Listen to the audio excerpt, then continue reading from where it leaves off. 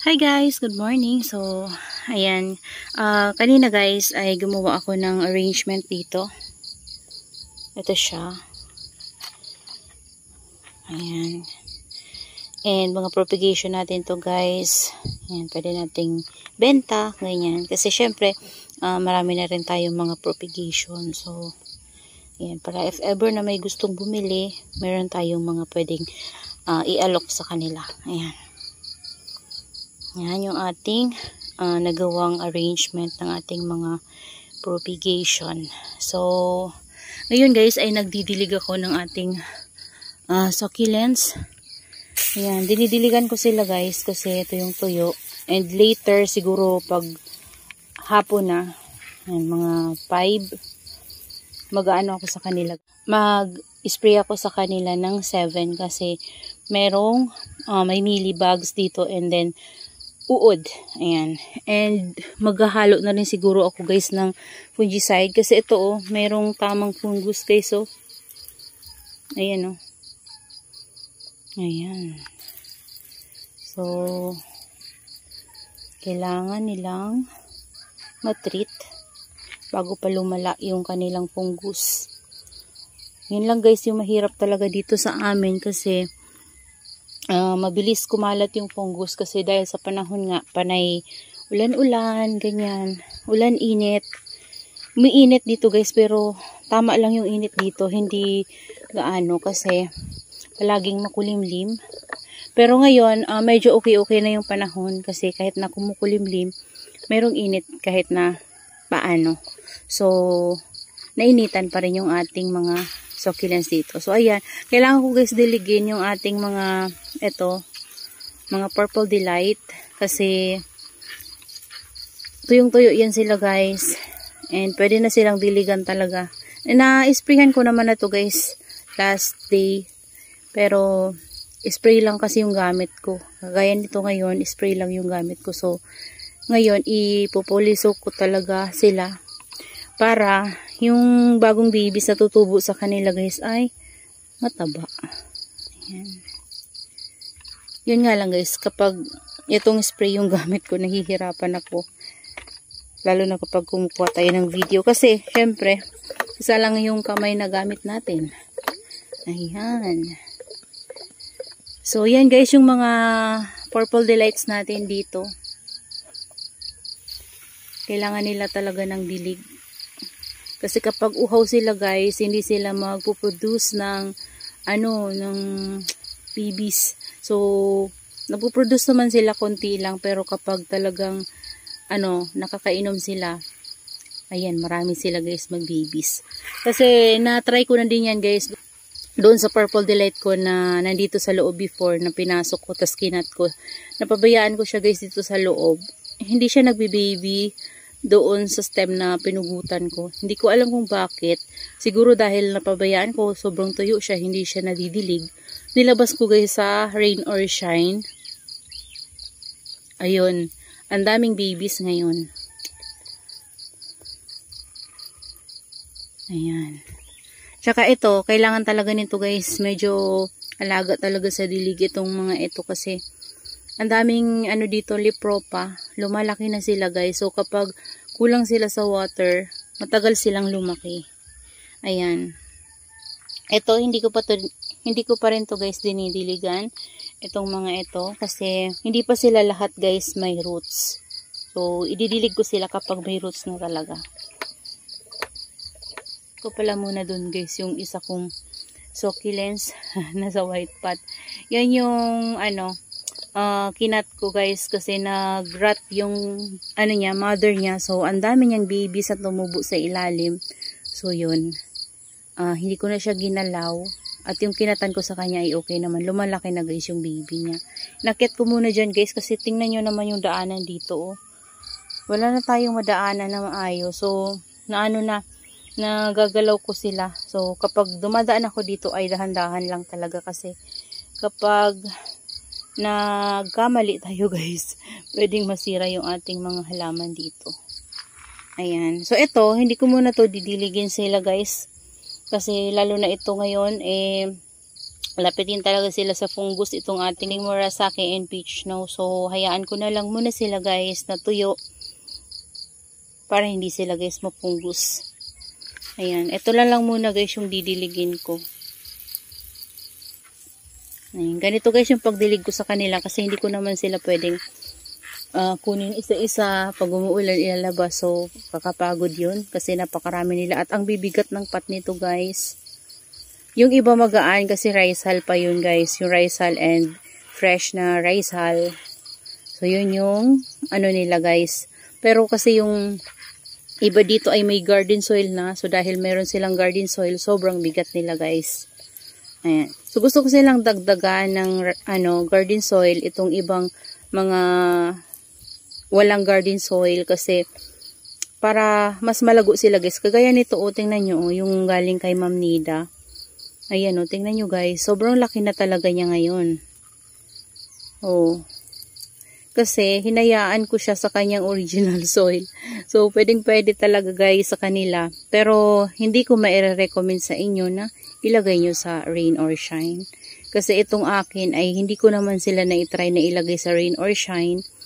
Nandito sila guys sa loob ng ating greenhouse. So, mayroon silang bubong na UV plastic sa taas. Yan, kasi kapag nilagay natin syempre yan guys sa rain or shine, ma-overwater sila kasi ito yung original soil nila guys. And ganun din sa ating mga succulents na gamit natin yung garden soil. Kapag i-rain or shine nyo, huwag yung dadamihan yung garden soil syempre kasi pwedeng ma-overwater. So sa akin kasi guys, dinadamihan ko naman yung garden soil dito sa akin kasi dito sila sa loob ng greenhouse. Pero depende yan sa inyo guys kung ano yung gusto nyo. Nakadepende sa inyo kung ano yung gusto nyong gamitin sa inyong mga succulents. Yun lang yung sa akin lang is kung gusto nyong itry yung maglagay kayo ng garden soil. Try nyo lang guys. Experiment lang talaga yung way para makuha natin yung kiliti ng ating mga succulents kasi hindi naman dahil nag-work sa akin ay mag-work na rin sa inyo. So, hindi pare-pareho kasi yung ating location. So, lagi ko yan guys sinasabi sa inyo. Try and try lang. Experiment lang talaga guys. Kagaya ko, nag-i-experiment lang din ako sa kanila para lang makuha ko yung kiliti nila. And kung saan sila guys gumaganda, doon ako nag-stick. Hindi na ako nagpapalit ng iba. So, kung mayroon na naman tayong magawang experiment at mas okay na naman siya doon, yun, papalitan ko na naman sila guys. Ganun lang naman guys yung ginagawa ko sa kanila para mapaganda ko sila. So, dati, rice hull and fresh rice hull yung gamit ko sa kanila. Okay naman sila doon guys. Gumaganda naman sila dun sa akin. Pero sabi ng iba sa kanila daw ay hindi naman nag-work and nagkakaroon sa kanila ng ants, sinadayo ng ants. So, sa akin naman kasi, walang pumupuntang ants na red. Yung red kasi yung pumupunta talaga sa rice hull guys na fresh kasi kinukuha nila yung mga tira-tirang mga bigas-bigas dyan, ganyan. Sa akin, hindi naman sila pumupunta kasi naglalagay ako ng furadan and lagi ako nagsasaboy guys, kahit na dyan sa patungan nila, nagsasaboy ako sa kanila ng furadan and then sa lupa. So, kaya hindi sila dito nakakapag bahay sa loob ng aking greenhouse. Gustong-gusto pa naman nila guys yung mga tuyong area kasi doon sila nakakapagbahay. So, dito, hindi sila guys makaano sa loob kasi naglalagay tayo ng furadan, nagsasaboy ako guys. So yan guys, isusuko to ng maigi para maraming babies yung lumabas sa kanya. And mataba yung babies. Sobrang tuyo na kasi nito. Nakaraan kasi guys, yung in-spray ko to ay kunti lang talaga. Hindi naman ako nag-spray ng madami. Kasi parang ilang araw lang yun guys ng pagkapugot natin sa kanila. Ayan, ito nga kailangan ko itong isok. Ayan. Kasi bihira ko to siya madilig. Ayan So, wala na tayong water. So, ayan guys, uulitin ko na lang to. later after nating mag-video. So yan, share ko lang sa inyo guys yung ginawa nating arrangement dito sa ating garden and then yung pagdilig ko sa kanila. Ayan, oh. Ang ganda nito guys. Kaya hindi ko to guys kinuhanan ng maraming cuttings kasi gandang-ganda ako sa kanya. At hindi ko ginagalaw yung leaves niya sa ilalim kasi parang ang ganda niya simula baba pataas. Ayan, so patangkad siya ng patangkad. Ito din guys, kapag lumago na to, grabe to.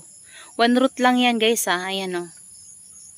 Ayan, kaya naisipan ko rin silang kuhanan ng cuttings nga kasi gusto ko silang mas mapadami yung branches. Ayan, so dadami yung babies nila. Ito din, one root lang din to guys. Yan, ito yung nabili ko kay Ma'am Jessa May before na sobrang lalaki na Purple Delight. Ito, tsaka ito ata yun. Ayan, basta madami sila guys. Ilan ba yun? 3 ata yun guys eh. Ayan, yung itong mga ito guys, ito one root din to guys. Ito hindi ata to. Ay, ito one root. Oo, one root to. Pero yung dun sa gilid na yun guys, hindi na siya kasama. Ayan. Ito din, one root din, galing yan kay Ma'am Nida. So, yung ibang dito sa gilid guys, ay yung kinat ko na yan dyan sa top. Yung dyan banda.